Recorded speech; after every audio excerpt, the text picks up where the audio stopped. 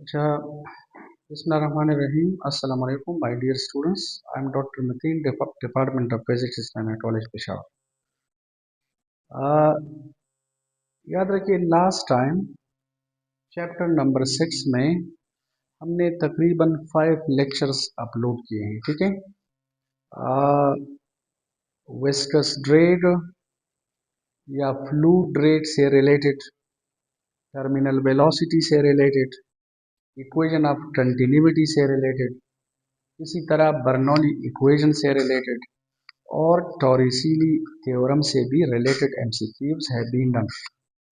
Now we are going to do random MCQs. ठीक है, अब हम रैंडम एमसीक्यूज कर रहे हैं रिगार्डिंग दिस चैप्टर ताकि ये कवर हो जाए। तो एमसीक्यू नंबर 1 है, viscous drag is a function of. याद रखिए, विस्कस ड्रैग का मतलब है, गौर से देखें, विस्कस ड्रैग। अच्छा देखें, अगर this is a container, okay, और इसमें कोई फ्लूइड है, मसलन वाटर है, ग्लिसरीन है, मिल्क है, कोई गैस है, वट एवर, और आप किसी बॉडी को इसमें रिलीज करें, इस बॉडी का रेडियस है r और इस फ्लूइड की विस्कोसिटी है ईटा। अंडरस्टैंड? और ये बॉडी नीचे आ रही है with a particular velocity v। तो आपको पता है, जब ये बॉडी इस फ्लूइड में से गुजर रही है तो फ्लूइड इसके मोशन को अपोज करती है, and this opposition is called viscous drag. PMDC के सिलेबस में लिखा है फ्लूइड ड्रैग, तो इसे फ्लूइड ड्रैग भी कहते हैं, विस्कस ड्रैग भी कहते हैं, इसे ड्रैग फोर्स भी कहते हैं, वगैरह वगैरह। ड्रैग फोर्स का मतलब है the opposition offered by a fluid to the motion of a body when it passes through it। अगर ये स्फेरिकल बॉडी इस फ्लूइड में से गुजर रही है तो फ्लूइड इसके मोशन को अपोज कर रही है। This opposition, this opposing force is called viscous drag. तो कहते हैं कि viscous drag is a function of, is a function का मतलब है कि इट डिपेंड्स अपॉन, किन किन चीजों पर ये डिपेंड करता है। ऑप्शन ए में लिखा है size of the object only, B में लिखा है shape of the object only, C में लिखा है viscosity of the fluid only, and all of them. If you remember, हमारे पास जो विस्कस ड्रैग है, according to the Stokes law या Stokes theorem, it is written in 6 pi eta R into V. देखिए, ये जो 6 पाई है इसे कहते हैं स्टोक कांस्टेंट। ये तो कांस्टेंट है, फॉरगेट अबाउट। और इस ईटा का मतलब है विस्कोसिटी ऑफ द फ्लूइड। तो याद रखिए, विस्कोसिटी पर फ्लूइड, जो विस्कस ड्रैग है या फ्लूइड ड्रैग है, विस्कोसिटी पर डिपेंड करता है। आर का मतलब है radius of the spherical body, तो रेडियस का मतलब है साइज पर भी डिपेंड करता है। देखिए, ऑप्शन ए सही है according to this equation, option C भी सही है। और याद रखिए, बी में लिखा है शेप ऑफ द ऑब्जेक्ट। तो याद रखिए, this equation is only applicable to spherical bodies. ये जो आर है ना, ये स्फीयर का रेडियस है। अब मसलन ये स्फेरिकल बॉडी नहीं है, कोई और बॉडी है, तो फिर हमारे पास शेप चेंज होने से विस्कस ड्रैग भी चेंज हो जाता है। तो याद रखिए, it depends upon size of the object, it depends upon shape of the object, it depends upon viscosity of the fluid. तो सही ऑप्शन है all of them. MCQ number 2 है कि the viscosity of a fluid depends upon which of the following parameters. A में लिखा है intermolecular forces of attraction, B है shape of the molecules, C है टेम्परेचर ऑफ द फ्लूइड, और D में लिखा है ऑल ऑफ देम। याद रखिए, viscosity depends upon intermolecular forces of attraction. It's so simple. देखें, अगर इमेजिन करो, अगर मॉलिक्यूल्स के दरमियान फोर्सेस ऑफ अट्रैक्शन ज़्यादा है, मॉलिक्यूल्स के दरमियान अट्रैक्टिव फोर्सेस ज़्यादा है तो ऑटोमेटिकली वो इजीली फ्लो नहीं कर सकते। अगर इंटरमॉलिक्यूलर फोर्सेस कम है तो इजीली फ्लो। तो इजी फ्लो का मतलब है विस्कोसिटी कम, इजीली फ्लो नहीं कर सकती फ्लूइड तो विस्कोसिटी ज़्यादा। तो याद रखिए viscosity does depend on the intermolecular forces of attraction. Intermolecular forces of attraction ज़्यादा तो विस्कोसिटी ज़्यादा, इंटरमॉलिक्यूलर फोर्सेस ऑफ अट्रैक्शन कम तो विस्कोसिटी कम। तो viscosity depends upon intermolecular forces. याद रखिए बी है shape of the molecules. Molecules के शेप पर भी डिपेंड करते हैं। याद रखिए अगर मॉलिक्यूल्स की शेप स्फेरिकल है, spherical, when molecules are spherical in shape, तो देखिए स्फेरिकल मॉलिक्यूल्स इजीली फ्लो कर सकते हैं, spherical molecules easily. For example I am giving you an example, this is an example. If you consider बेलोरियन, शिनोली जिसे कहते हैं बेलोरियन, अगर आप बहुत सारे बेलोरीज जो हैं वो इस तरह किसी फर्श के ऊपर वो करें, ड्रॉप करें, तो देखिए वो एक दूसरे के ऊपर इजीली फ्लो करते हैं। अब अगर इनकी शेप स्फेरिकल नहीं है, ठीक है, कोई और शेप है, तो वो फिर एक दूसरे के ऊपर इजीली फ्लो नहीं कर सकते।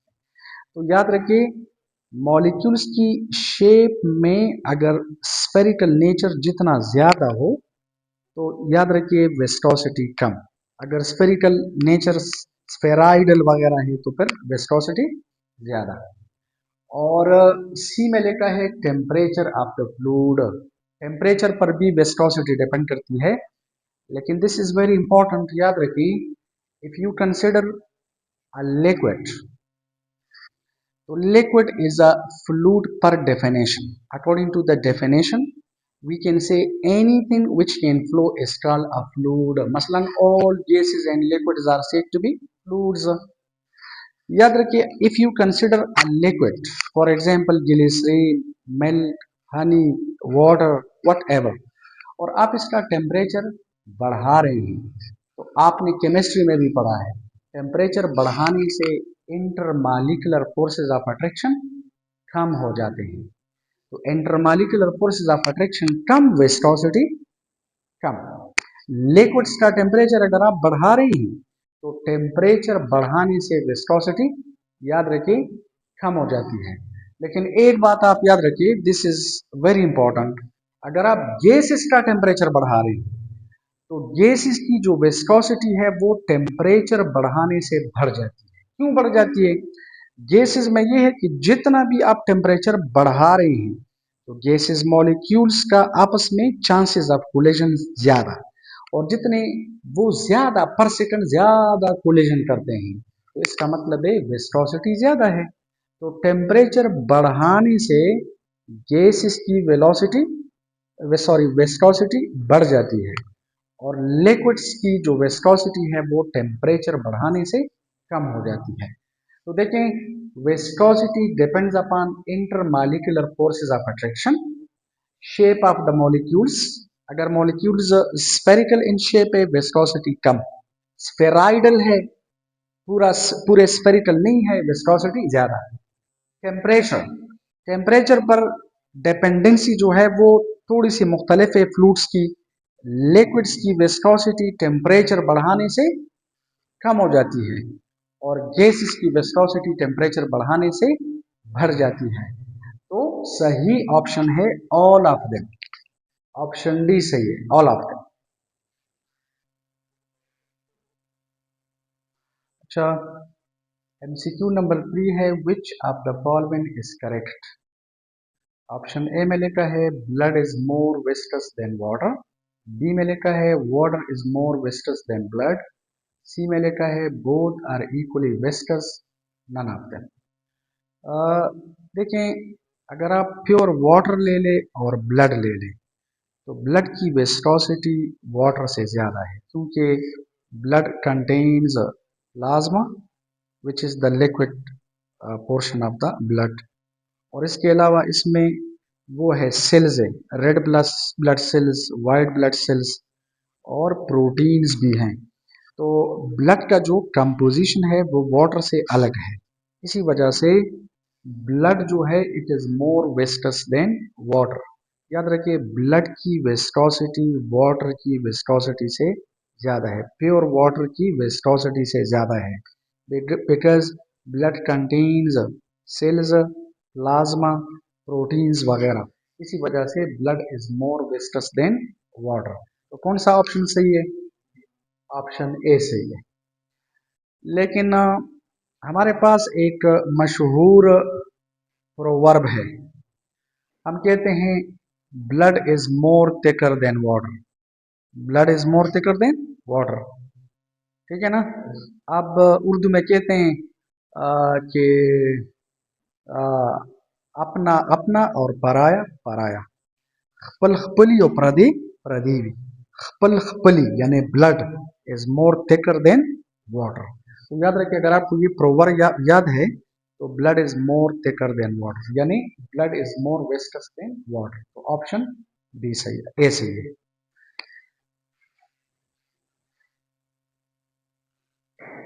अच्छा, एमसीक्यू नंबर 4 है, a metal sphere is of radius are.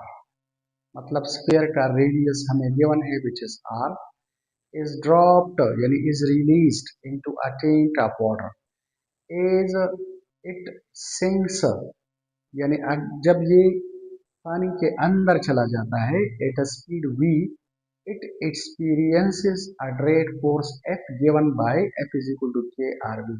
It experiences का मतलब है it feels a drag force which is given by this, where K is constant. Question ये है कि what are the SI base units of K, ठीक है।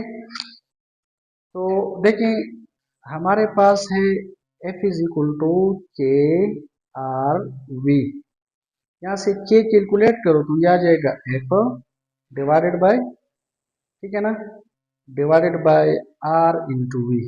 ये मैं इस तरह लिखता हूँ for simplicity, F divided by R V, ताकि कोई कंफ्यूजन ना हो।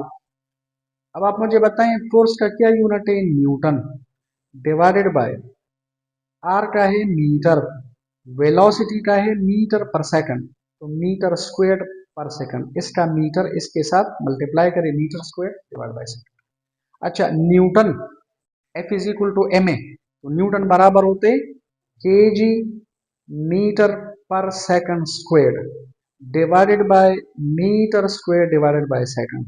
सो I can write K G meter divide by second square, और अगर ये आप मल्टीप्लाई करें तो ये उल्टा हो जाएगा, सेकंड ऊपर जाएगा और मीटर स्क्वायर नीचे।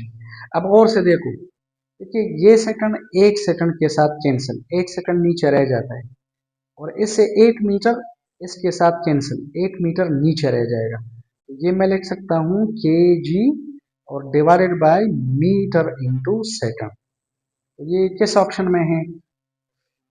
Option number C. तो याद रखें K G meter into second, these are the S I base units of this particular constant K. तो ऑप्शन सी सही है। अच्छा, एमसीक्यू नंबर 5 है कि 5 kg and 10 kg spheres are allowed to fall from a height h at the same time। मतलब अगर आप इसे हवा में सेम टाइम पे छोड़ दें तो हवा इज ऑल्सो अ फ्लूइड। लिखा है if v1 and v2 are their terminal speeds या वेलोसिटी रेस्पेक्टिवली। रेस्पेक्टिवली का मतलब है कि v1 5 kg की टर्मिनल स्पीड या वेलोसिटी है और v2 10 kg की टर्मिनल वेलोसिटी या स्पीड है, तो कहते हैं then v1 is equal to v2, v1 is greater than v2, v1 is less than v2 and v1 is equal to v2। याद रखें टर्मिनल वेलोसिटीज के लिए दो फार्मूलाज हैं। इफ यू रिमेंबर हमने लास्ट टाइम पढ़ा था टर्मिनल वेलोसिटी बराबर है एम जी डिवाइडेड बाय 6 पाई और ईटा आर, एक ये फार्मूला है। और फिर हमने पढ़ा था, अगर आप पिछले वीडियोस देखें, हमने पढ़ा था कि ये जो मेस है ये आर को डिस्टर्ब करता है। जब मेस बढ़ जाता है फॉर द सेम मटेरियल तो आर भी बढ़ जाता है, तो फिर इस मेस को हमने डेंसिटी से रिप्लेस किया। तो गौर से देखें, टर्मिनल वेलोसिटी पर हमने इस तरह लिखा कि 2/9 यू रिमेंबर, और यहाँ पर था rho ji R squared divided by eta. 2/9 is constant. Rho is the density of the sphere, density of the body, density of the object. G is constant, eta is the viscosity of the fluid, और R is the radius of the spherical body. तो याद रखिए, अगर mess 5 kg है या 10 kg है या 1 kg है, जितना भी है, मेस कम हो जाते हैं या बढ़ जाते हैं, density of the object remains constant. 2/9 is constant, rho is constant, g is constant, और सेम फ्लूइड है, ये कांस्टेंट है. तो terminal velocity is directly proportional to the square of the radius. अब आप लोग देखिए, इट इज वेरी अमेजिंग. लेकिन यहाँ से we can conclude 10 kg square का रेडियस ज्यादा होगा या 5 kg का. 10 kg का 10 kg का रेडियस ज्यादा होगा. तो 10 kg बॉडी की जो टर्मिनल स्पीड है या वेलोसिटी है वो ज्यादा. अब इसकी 10 kg की वेलोसिटी है v2. इसका मतलब है v2 should be greater than v1, या v1 should be smaller than v2. तो देखिए, v2 इधर लिखे, v2 is smaller than v1, यानी v1 is greater than v2. तो ये गलत है. इसका मतलब है v1 is less than v2, यानी v2 is greater than v1. 10 kg body की टर्मिनल वेलोसिटी ज्यादा होगी और 5 kg की कम. तो v2 is greater than v1. In other words v1 is less than v2. तो ऑप्शन नंबर सी सही है. अच्छा, एमसीक्यू नंबर 6 है. A skydiver falls through the air at terminal velocity. The force of air resistance on him. Force of air resistance का मतलब है drag force. Drag force, fluid drag या stored force या viscous drag on him is half his weight, equal to his weight, twice his weight, none. सुने जरा please, गौर से सुने. Terminal velocity का मतलब है, डेफिनेशन में हमने पढ़ा था, terminal velocity means the maximum and constant velocity to which first a body attains and then maintains when passes through a fluid. Terminal velocity की दो प्रॉपर्टी है, मैक्सिमम एंड कांस्टेंट. तो आपको पता है, जब वेलोसिटी कांस्टेंट हो, यूनिफॉर्म हो, तो यूनिफॉर्म वेलोसिटी का मतलब है no acceleration. No acceleration means no net force. The net force should be zero. Net force तब जीरो होगा when weight is balanced by the drag force. मसलन देखें, ये सपोज कोई डाइवर है और ये नीचे आ रहा है, तो आपको पता है ये क्यों नीचे आ रहा है, वेट की वजह से. और इस पर आप देखिए, जो एयर ड्रैग है, जो एयर रेजिस्टेंस है, वो अपवर्ड डायरेक्शन में है. इसे हम कहते हैं ड्रैग फोर्स. अब अगर ये इसकी वेलोसिटी आहिस्ता आहिस्ता बढ़ जाती है एंड बिकम्स टर्मिनल वेलोसिटी. तो टर्मिनल वेलोसिटी का मतलब है कि in this case the net force on the skydiver is zero. When the net force is zero, acceleration is zero, velocity is uniform, यानी terminal. तो terminal लफ्ज से ये पता चला वेलोसिटी यूनिफॉर्म है. Uniform velocity means acceleration should be zero. Acceleration अगर zero है, इसका मतलब है the net force is zero. Therefore the weight is balanced by the drag force. तो क्वेश्चन ये है कि जो एयर रेजिस्टेंस है, एयर रेजिस्टेंस का मतलब है ड्रैग फोर्स, एयर रेजिस्टेंस का मतलब है विस्कस ड्रैग, एयर रेजिस्टेंस का मतलब है स्टोक फोर्स. ठीक है, ये जो एयर रेजिस्टेंस है ये कितनी होगी? तो ऑप्शन ए में लिखा है हाफ हिज वेट, ना. इक्वल टू हिज वेट, तो आप देखिए equal to his weight. Twice his weight, ना, और नन भी ना. तो सही ऑप्शन है B. Whenever a body is coming downward with terminal velocity, तो terminal velocity means constant velocity. Constant velocity का मतलब है no acceleration. No acceleration means कि the net force on the body should be zero. It means the weight is balanced by the drag force. तो drag force जो है वो wait के बराबर होगा। ऑप्शन बी सही। अच्छा, एमसीक्यू नंबर 7 है, 4 balls A, B, C and D of masses 5 kg, 2 kg, 3 kg and 4 kg respectively are released from 1 kilometer height. The ball that will attain terminal velocity first. याद रखें, it's very simple. देखिए, अगर ये एक small ball है and this is a big ball, इस ball का mess कम है तो इसका वेट भी कम होगा। अगर वेट कम है तो ड्रैग फोर्स इसे जल्दी से बैलेंस करेगा। देखिए, ड्रैग फोर्स इसे जल्दी से बैलेंस करेगा। इसका वेट कम है, अगर वेट कम है तो ड्रैग फोर्स इसे जल्दी से बैलेंस करेगा। तो जल्दी से बैलेंस का मतलब है ये टर्मिनल वेलोसिटी को जल्दी से अटेन करेगा। ठीक है ना। अच्छा, और इसका मेस ज्यादा है। मेस अगर ज्यादा है तो आप लोग देखिए इसका वेट भी ज्यादा है। तो ज्यादा वेट को बैलेंस करने के लिए ज्यादा ड्रैग फोर्स इज रिक्वायर्ड, और ड्रैग फोर्स बराबर है 6 पाई ईटा आर वी। तो आप लोग देखिए इसकी वेलोसिटी भी ज्यादा, देखिए ये अगर नीचे आ रही वेलोसिटी बढ़ जाती है, बढ़ जाती है, बढ़ जाती है, बढ़ जाती है, it will attain more terminal velocity. तो ज्यादा टर्मिनल वेलोसिटी का मतलब है कि ये लेट गेन करेगा। अगर किसी बॉडी का मेस कम है तो वेट भी कम, कम ड्रैग फोर्स इसे बैलेंस करेगा। तो कम ड्रैग फोर्स का मतलब है कम वेलोसिटी, और ज्यादा ड्रैग फोर्स का मतलब है ज्यादा वेलोसिटी।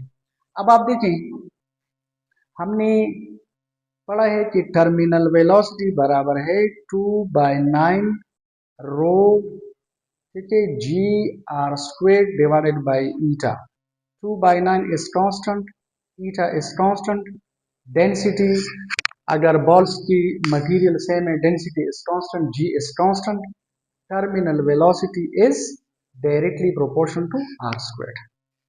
तो आप मुझे ये बताएं, जिस बॉल का मेस ज्यादा होगा उसका आर भी ज्यादा, आर ज्यादा टर्मिनल वेलोसिटी ज्यादा।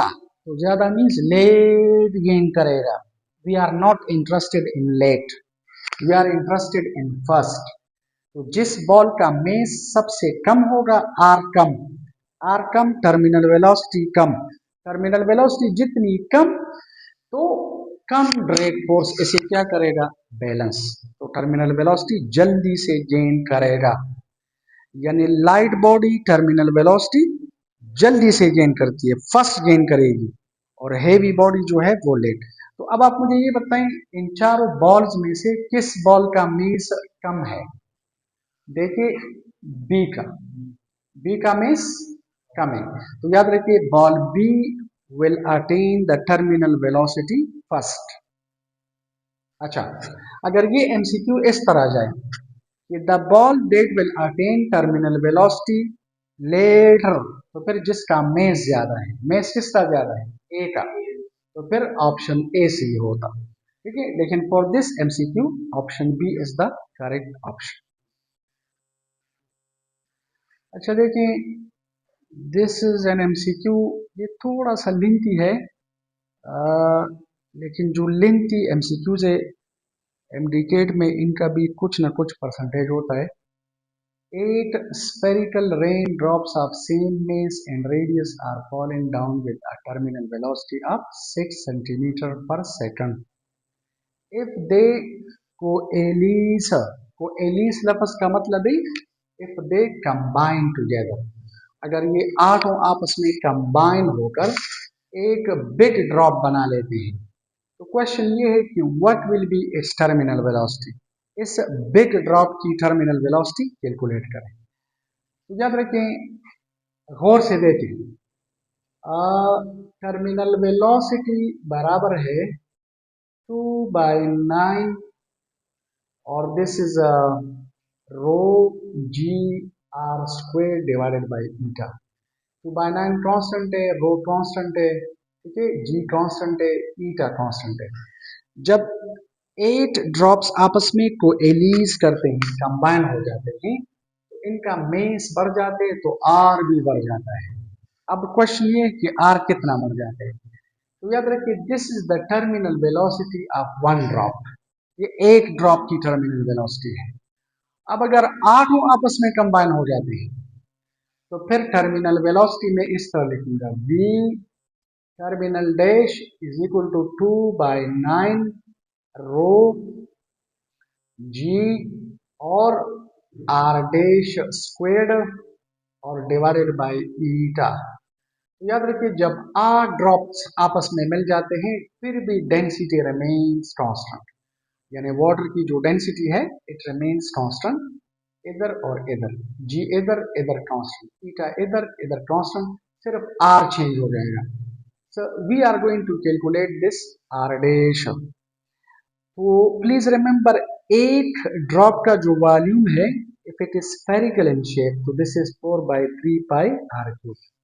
जब 8 आपस में कंबाइन हो जाते हैं, तो वी डैश बराबर होगा 8v। 8 का वॉल्यूम अगर v है, तो 8 का वॉल्यूम कितना होगा, 8v। तो इसका मतलब है v dash, what is v dash, I write 4/3 pi R dash cube is equal to this is 8, और 1 का वॉल्यूम इतना है, तो ये इधर पुट करो 4/3 पाई और दिस इज आर क्यूब। देखिए 4/3 के साथ कैंसिल, और ये पाई पाई के साथ कैंसिल। इसका मतलब है आर डैश क्यूब हमारे पास आ जाएगा 8 R cube. Clear, 8 R cube. अब मैं आपको एक सिंपल मेथड पर बता रहा हूं। याद रखिए, ये मैं इस तरह लिख सकता हूं, R dash cube is equal to, ये 8 में लिख सकता हूं 2/3, can I write like this, और ये है r⁻3। अगर आप r डैश कैलकुलेट करें, तो दोनों साइड्स का क्यूब रूट ले लें, ये r डैश रह जाएगा और ये रह जाएगा 2/3, और दिस इज, बल्कि मैं इस तरह लिखूंगा, दिस इज 2r⁻3, और फिर ये 3 इधर आ जाए तो 1/3, तो ये कैंसिल करो। इसका मतलब है r dash is equal to 2r। याद रखें, जब 8 ड्रॉप्स आपस में मिल जाते हैं और एक बिग ड्रॉप बन जाता है, तो वॉल्यूम कितना बढ़ जाएगा, 8 टाइम्स, लेकिन याद रखिए रेडियस कितना बढ़ जाएगा, 2 टाइम्स। क्लियर, रेडियस 2 टाइम्स बढ़ जाएगा। तो लोकेट, अब मैं वी डैश लिखना चाहता हूं, तो वी डैश बराबर होगा 2/9 रो जी डिवाइडेड बाई ईटा, और इधर है R dash. How much is R dash, this is 2r and this is squared, 2 का आप स्क्वायर ले लें, तो I write V dash is equal to, ये 4 बाहर लेके और इधर लिखो 2/9 and this is rho and this is g divided by eta and r square. तो I can write v dash divide, ठीक है, is equal to 4 and this is the terminal velocity of the first, यानी 8 drop. तो अब आप लोग देखें, 8 drop की टर्मिनल वेलोसिटी कितनी है, 6 सेंटीमीटर पर सेकंड। तो अगर 8 कंबाइन हो जाते हैं, तो टर्मिनल वेलोसिटी कितनी हो जाएगी, 6 सेंटीमीटर पर second multiplied by 4, it becomes 24 centimetre पर second. This is the velocity of the big drop. तो कौन सा ऑप्शन सही है, ऑप्शन सी। अब आप लोग ये सोचेंगे कि ये तो बहुत ज्यादा लेंथी कैलकुलेशन है, इसे कैसे करेंगे। तो मैं आपको एक आसान तरीका बता रहा हूँ। वो आसान तरीका ये है कि आप इधर देखें, आर डैश क्यूब बराबर है 8 R cube, R dash cube बराबर है 8 आर क्यूब। तो हमेशा याद रखिए, अगर दो ड्रॉप्स आपस में कंबाइन हो जाती हैं तो इधर लिखो 2 आर क्यूब, अगर 3 ड्रॉप से 3, अगर 8 है 8 आर क्यूब। इस कैलकुलेशन की जरूरत नहीं है। अगर 9 ड्रॉप से तो 9 आर क्यूब, अगर 20 ड्रॉप से तो आप लोग लेंगे R dash is equal to R dash cube is equal to, इधर लिखो 20 आर क्यूब और फिर आर डैश कैलकुलेट करके इसमें पुट करो तो वी डैश आ जाएगा। मतलब अगर 8 ड्रॉप्स आपस में कंबाइन हो जाते हैं तो वॉल्यूम 8 टाइम्स बढ़ जाते हैं और radius becomes double. When radius becomes double तो टर्मिनल वेलोसिटी बिकम्स 4 टाइम्स। तो पहले अगर 6 सेंटीमीटर पर सेकंड थी, now it will be 24 centimetre पर सेकंड। अच्छा, ये एमसीक्यू कभी कभार इस तरह जाता है कि अगर 8 ड्रॉप्स आपस में कंबाइन हो जाते हैं और इनकी एक की टर्मिनल वेलोसिटी v है 6 सेंटीमीटर पर सेकंड ना, इधर लिखा हुआ होते v। if they coalesce to form a big one big drop, what will be the terminal velocity? तो नीचे लिखा हुआ होते v, 2v, v by 2, 4v, इस तरह v by 4 फला फला, तो फिर 4v।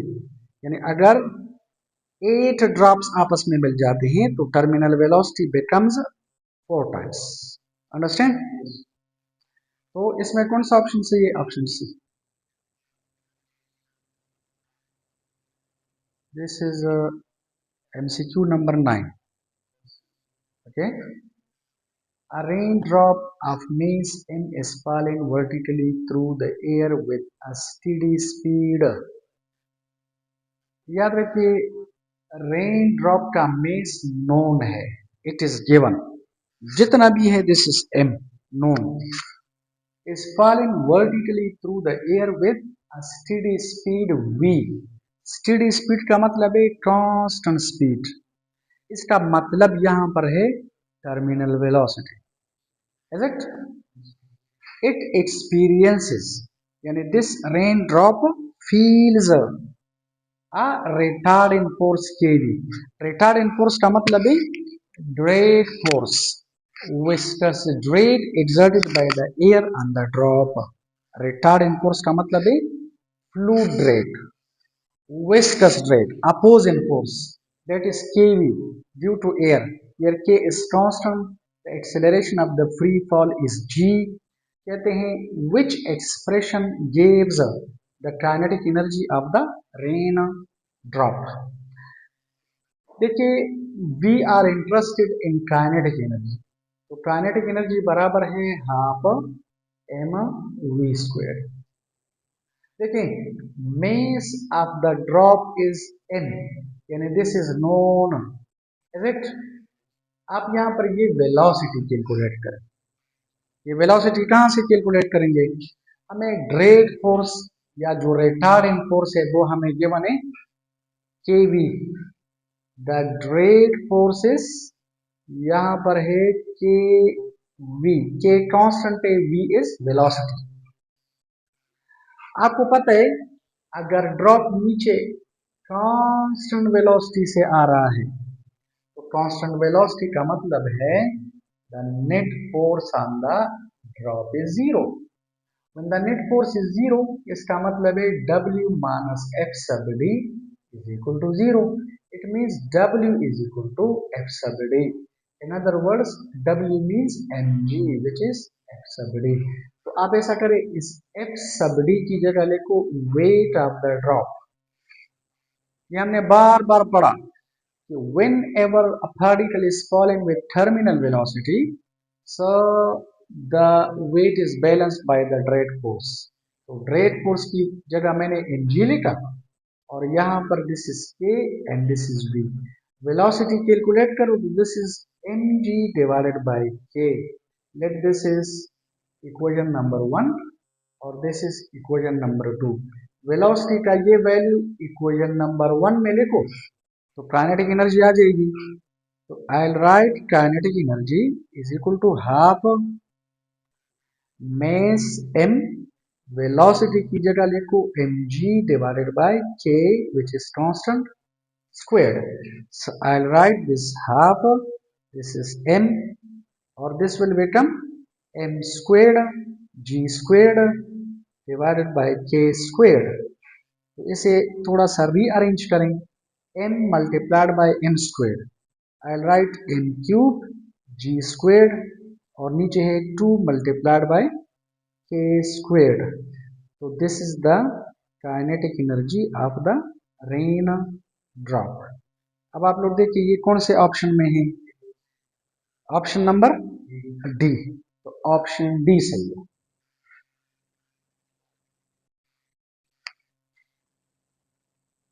अच्छा, MCQ नंबर 10 है कि 8 drops of water each of radius 2 millimeter are falling through air at a terminal velocity of 8 centimeter per second.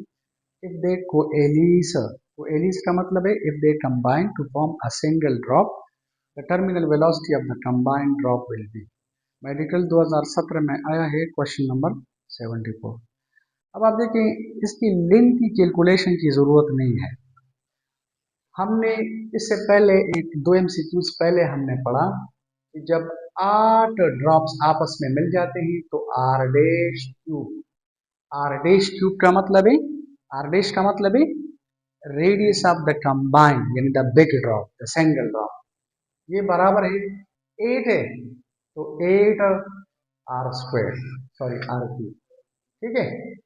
तो हमारे पास ये हम लिख सकते हैं R dash cube is equal to, और ये मैं लिख सकता हूँ 2 पावर 3 एंड आर पावर 3, तो I can write R dash cube is equal to 2r and this is cube. अगर आप इसका क्यूब रूट ले लें तो 2r पावर 3 और फिर पावर 1/3, ये कैंसल, तो आर डैश आ जाएगा 2r। अब आप देखें अगर आर डैश 2r है तो the terminal velocity will become 4 times according to this equation. Terminal velocity बराबर है 2/9 rho ji R squared divided by eta, ये 8 ड्रॉप की टर्मिनल वेलोसिटी है। अगर 8 आपस में कंबाइन हो जाते हैं तो 2/9 rho G and this is R dash squared divided by ईटा।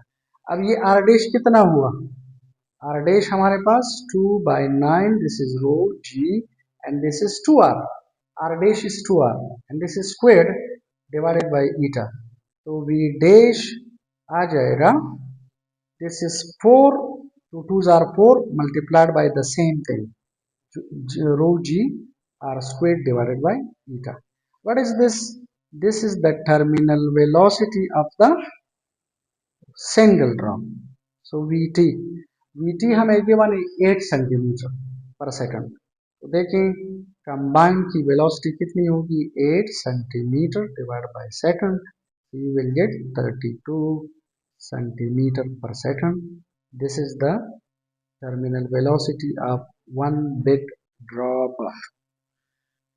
आप में से जो 30 स्टूडेंट्स हैं उनको पहले से पता होता है कि जब 8 ड्रॉप्स आपस में मिल जाते हैं तो r dash becomes 2r and terminal velocity becomes 4 times, तो वो डायरेक्ट इस 8 को 4 से मल्टीप्लाई करके आंसर को बता देते हैं, लेकिन इट डिपेंड्स अपॉन प्रैक्टिस। आप जितना ज़्यादा प्रैक्टिस करेंगे तो चीज़ें खुद ब खुद आपको समझ में भी आ जाती है और आपको याद भी हो जाती है, ठीक है। तो इंशाल्लाह these were the related MCQs, ठीक है, these were the related MCQs to terminal velocity, viscosity, drag force या fluid drag वगैरह वगैरह। इसके बाद we will do MCQs on equation of continuity and Bernoulli equation. Thank you very much.